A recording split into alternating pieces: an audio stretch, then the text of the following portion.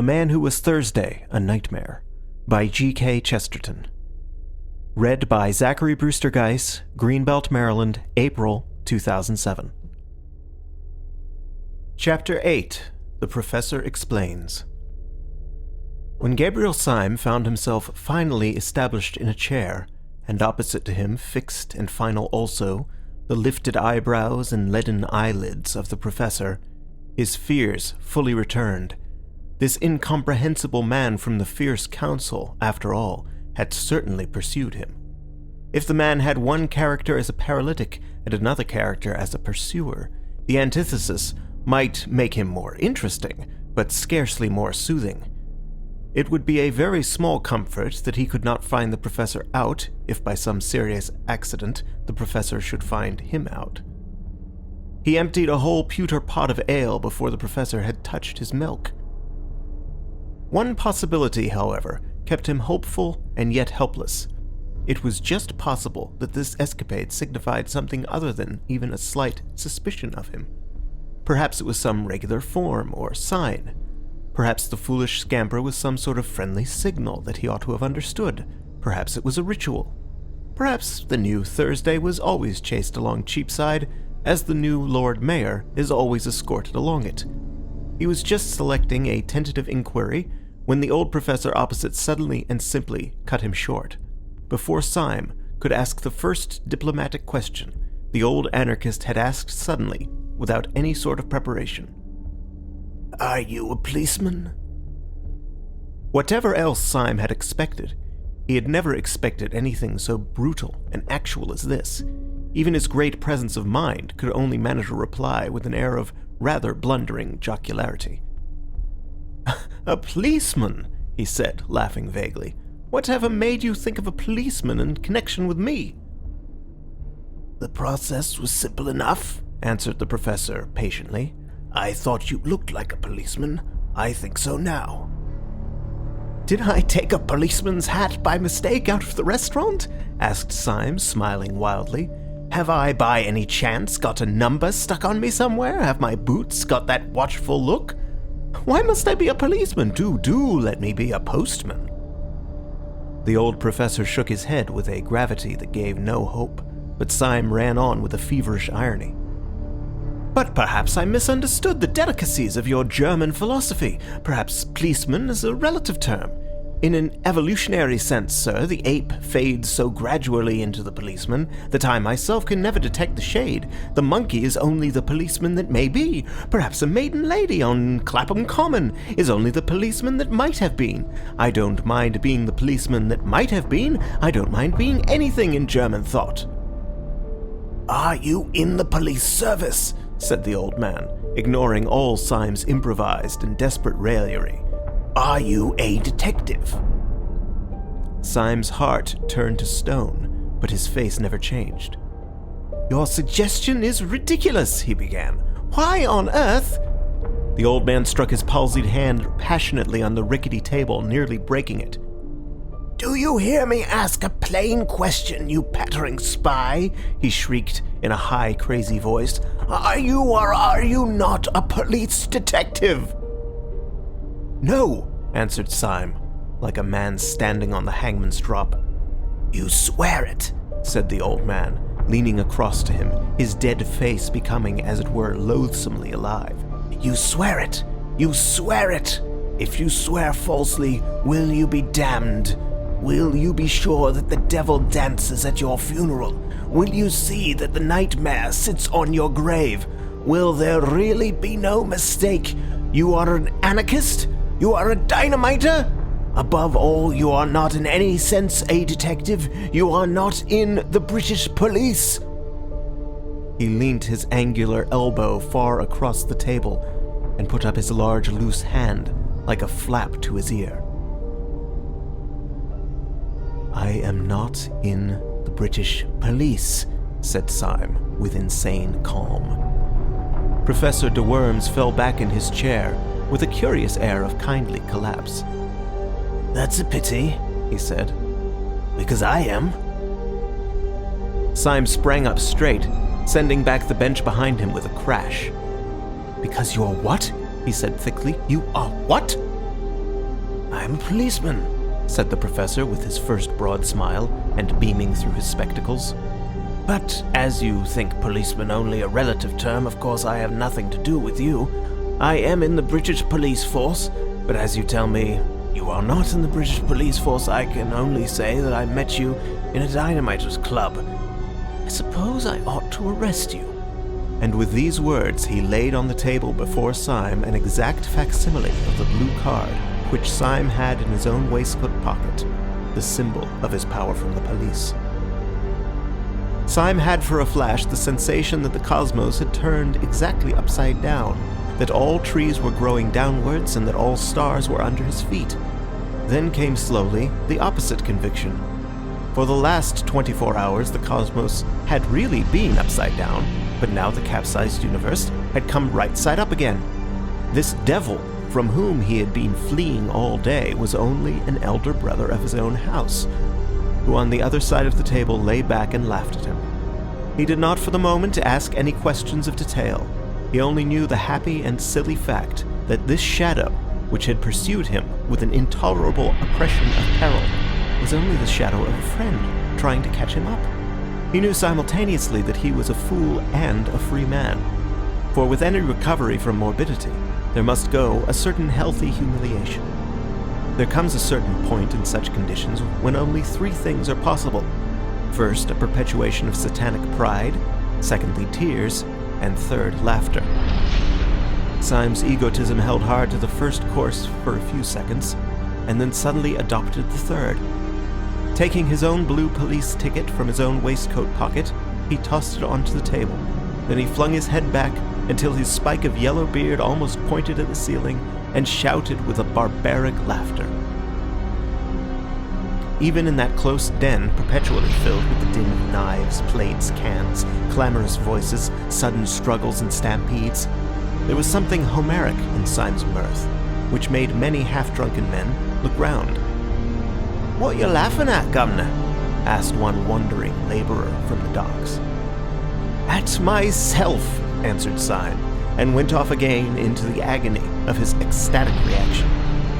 "Pull yourself together," said the professor, "or you'll get hysterical. Have some more beer, I'll join you." "You haven't drunk your milk," said Syme. "My milk?" said the other, in tones of withering and unfathomable contempt. "My milk?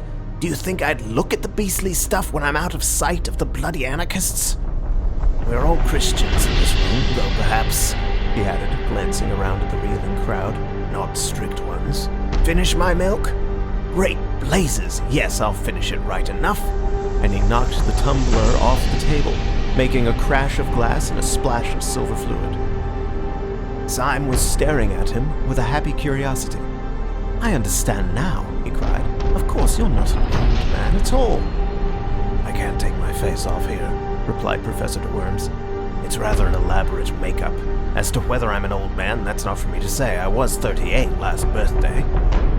"Yes, but I mean," said Syme impatiently, "there's nothing the matter with you." "Yes," answered the other dispassionately. "I am subject to colds." Syme's laughter at all this had about it a wild weakness of relief. He laughed at the idea of the paralytic professor being really a young actor dressed up as if for the footlights, but he felt that he would have laughed as loudly if a pepper pot had fallen over. The false professor drank and wiped his false beard. "Did you know," he asked, that man Gogol was one of us?" "I? No, I didn't know it," answered Syme in some surprise. "But didn't you?" "I knew no more than the dead," replied the man who called himself de Worms. "I thought the president was talking about me, and I rattled in my boots." "And I thought he was talking about me," said Syme with his rather reckless laughter. "I had my hand on my revolver all the time." "So had I," said the professor grimly. "So had Gogol, evidently." Syme struck the table with an exclamation. "Why, there were 3 of us there!" he cried. 3 out of 7 is a fighting number. If we had only known that we were 3. The face of Professor de Worms darkened, and he did not look up. "We were 3, he said. "If we had been 300, we could still have done nothing." Not if we were 300 against 4? Asked Syme, jeering rather boisterously. No, said the professor with sobriety. Not if we were 300 against Sunday. And the mere name struck Syme cold and serious. His laughter had died in his heart before it could die on his lips. The face of the unforgettable president sprang into his mind as startling as a colored photograph, and he remarked this difference between Sunday and all his satellites, that their faces, however fierce or sinister, became gradually blurred by memory like other human faces, whereas Sunday's seemed almost to grow more actual during absence, as if a man's painted portrait should slowly come alive. They were both silent for a measure of moments, and then Syme's speech came with a rush, like the sudden foaming of champagne. "Professor," he cried, "it is intolerable. Are you afraid of this man?" The professor lifted his heavy lids and gazed at Syme with large, wide-open blue eyes of an almost ethereal honesty. "Yes, I am," he said mildly. "So are you." Syme was dumb for an instant. Then he rose to his feet erect like an insulted man and thrust the chair away from him. "Yes," he said in a voice indescribable, "you are right. I am afraid of him. Therefore I swear by God that I will seek out this man who I fear until I find him and strike him on the mouth. If heaven were his throne and the earth his footstool, I swear that I would pull him down." "How?" asked the staring professor. "Why?" "Because I am afraid of him," said Syme, "and no man should leave in the universe anything of which he is afraid." De Worms blinked at him with a sort of blind wonder. He made an effort to speak, but Syme went on in a low voice, but with an undercurrent of inhuman exultation. "Who would condescend to strike down the mere things that he does not fear? Who would debase himself to be merely brave, like any common prize fighter? Who would stoop to be fearless, like a tree? Fight the thing that you fear. You remember the old tale of the English clergyman who gave the last rites to the brigand of Sicily, and how on his deathbed the great robber said, 'I can give you no money, but I can give you advice for a lifetime. Your thumb on the blade and strike upwards.' So I say to you, strike upwards if you strike at the stars." The other looked at the ceiling, one of the tricks of his pose. "Sunday is a fixed star," he said. "You shall see him a falling star," said Syme, and put on his hat. The decision of his gesture drew the professor vaguely to his feet. "Have you any idea," he asked, with a sort of benevolent bewilderment, "exactly where you are going?" "Yes," replied Syme shortly. "I am going to prevent this bomb being thrown in Paris." "Have you any conception how?" inquired the other. "No," said Syme with equal decision. "You remember, of course," resumed the soi-disant de Worms, pulling his beard and looking out of the window, "that when we broke up rather hurriedly, the whole arrangements for the atrocity were left in the private hands of the Marquis and Dr. Bull. The Marquis is by this time probably crossing the Channel, but where he will go and what he will do, it is doubtful whether even the President knows. Certainly we don't know. The only man who does know is Dr. Bull." "Confound it!" cried Syme, "and we don't know where he is." "Yes," said the other, in his curious, absent-minded way. "I know where he is myself." "Will you tell me?" asked Syme, with eager eyes. "I will take you there," said the professor, and took down his own hat from a peg. Syme stood looking at him with a sort of rigid excitement. "What do you mean?" he asked sharply. "Will you join me? Will you take the risk?"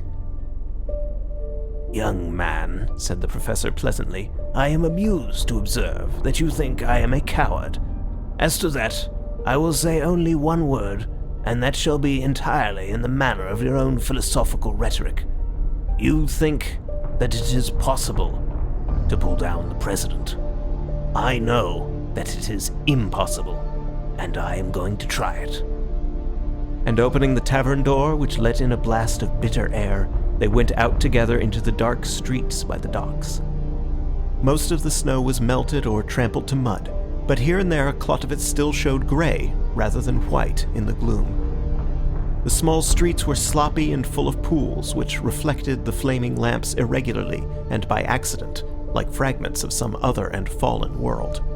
Syme felt almost dazed as he stepped through this growing confusion of lights and shadows, but his companion walked on with a certain briskness towards where, at the end of the street, an inch or two of the lamplit river looked like a bar of flame. "Where are you going?" Syme inquired. "Just now," answered the professor. "I am going just round the corner to see whether Dr. Bull has gone to bed. He is hygienic and retires early." "Dr. Bull?" exclaimed Syme. "Does he live round the corner?" "No," answered his friend. "As a matter of fact, he lives some way off on the other side of the river, but we can tell from here whether he has gone to bed." Turning the corner as he spoke, and facing the dim river flecked with flame, he pointed with his stick to the other bank. On the Surrey side at this point, there ran out into the Thames, seeming almost to overhang it, a bulk and cluster of those tall tenements dotted with lighted windows, and rising like factory chimneys to an almost insane height. Their special poise and position made one block of buildings especially look like a Tower of Babel with 100 eyes. Syme had never seen any of the skyscraping buildings in America, so he could only think of the buildings in a dream. Even as he stared, the highest light in this innumerably lighted turret abruptly went out, as if this black Argus had winked at him with one of his innumerable eyes. Professor de Worm swung round on his heel and struck his stick against his boot. "We are too late," he said. "The hygienic doctor has gone to bed." "What do you mean?" asked Syme. "Does he live over there, then?" "Yes," said de Worms, "behind that particular window which you can't see. Come along and get some dinner. We must call on him tomorrow morning." Without further parley, he led the way through several byways until they came out into the flare and clamour of the East India Dock Road.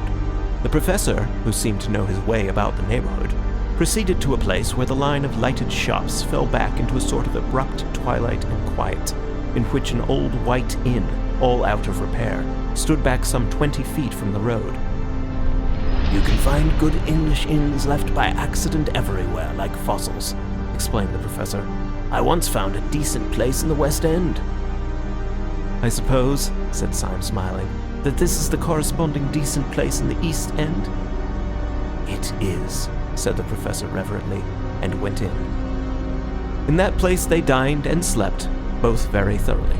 The beans and bacon which these unaccountable people cooked well, the astonishing emergence of Burgundy from their cellars, crowned Syme's sense of a new comradeship and comfort.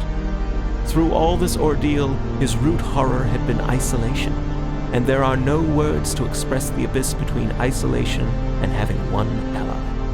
It may be conceded to the mathematicians that 4 is twice 2, but 2 is not twice 1. 2 is 2,000 times 1. That is why, in spite of 100 disadvantages, the world will always return to monogamy. Syme was able to pour out for the first time the whole of his outrageous tale from the time when Gregory had taken him to the little tavern by the river. He did it idly and amply in a luxuriant monologue, as a man speaks with very old friends. On his side also, the man who had impersonated Professor de Worms was not less communicative. His own story was almost as silly as Syme's. "That's a good get-up of yours," said Syme, draining a glass of Macon. "A lot better than old Gogol's. Even at the start I thought he was a bit too hairy." "A difference of artistic theory," replied the professor pensively. "Gogol was an idealist. He made up as the abstract or platonic ideal of an anarchist. But I am a realist. I am a portrait painter. But indeed, to say that I am a portrait painter is an inadequate expression. I am a portrait." "I don't understand you," said Syme. "I am a portrait," repeated the professor. "I am a portrait of the celebrated Professor de Worms, who is, I believe, in Naples." "You mean you are made up like him," said Syme. "But doesn't he know that you are taking his nose in vain?" "He knows it right enough," replied his friend cheerfully. "Then why doesn't he denounce you?" I have denounced him, answered the professor. Do explain yourself, said Syme. With pleasure, if you don't mind hearing my story, replied the eminent foreign philosopher. I am by profession an actor, and my name is Wilkes. When I was on the stage, I mixed with all sorts of bohemian and blackguard company. Sometimes I touched the edge of the turf, sometimes the riffraff of the arts, and occasionally the political refugee. In some den of exiled dreamers, I was introduced to the great German nihilist philosopher, Professor de Worms. I did not gather much about him beyond his appearance, which was very disgusting, and which I studied carefully. I understood that he had proved that the destructive principle in the universe was God. Hence he insisted on the need for a furious and incessant energy, rending all things in pieces. Energy, he said, was the all. He was lame, short-sighted, and partially paralytic. When I met him, I was in a frivolous mood, and I disliked him so much that I resolved to imitate him. If I had been a draftsman, I would have drawn a caricature. I was only an actor. I could only act a caricature. I made myself up into what was meant for a wild exaggeration of the old professor's dirty old self. When I went into the room full of his supporters, I expected to be received with a roar of laughter, or, if they were too far gone, with a roar of indignation at the insult.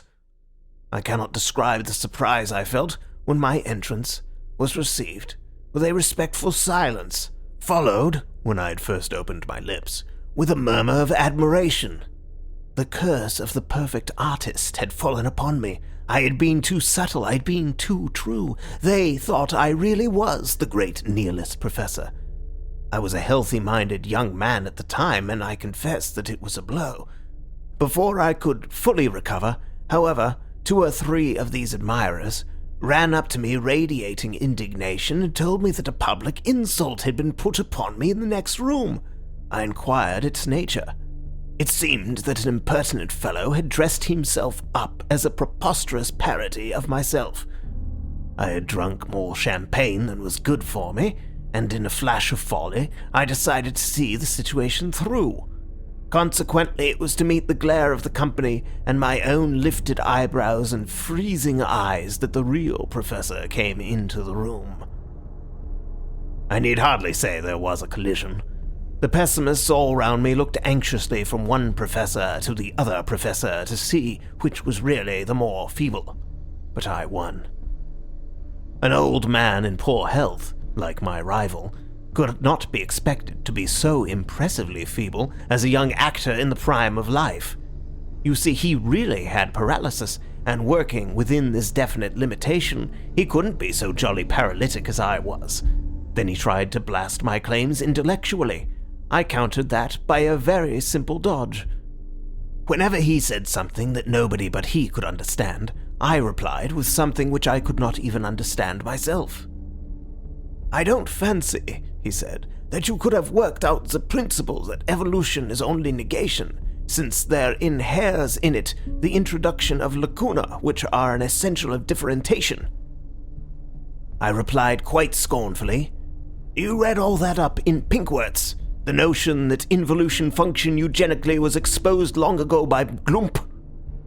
It is unnecessary for me to say that there never were such people as Pinkworts and Glump.